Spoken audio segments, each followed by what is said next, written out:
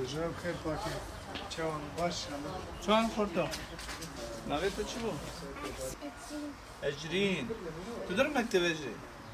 Kaçıncı sınıfta? daha bu hep kız lisemiş belki.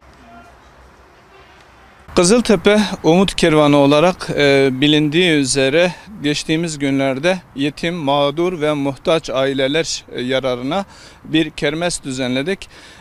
Bu kermeste emeği geçen bütün hayırsever halkımıza ilk önce teşekkürlerimi iletmek istiyorum.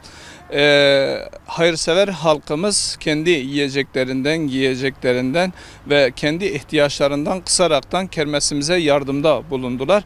Ve bu kermesten gelen gelir ile 40 aileye yardım kolileri hazırladık ve bu yardım kolilerini yetim, mağdur ve muhtaç ailelerimize ulaştırdık inşallah. Rabbim bu kermeste emeği geçen ve bu kermesten gelen gelire katkı sağlayan bütün hayırseverlerimizden Rabbim razı olsun.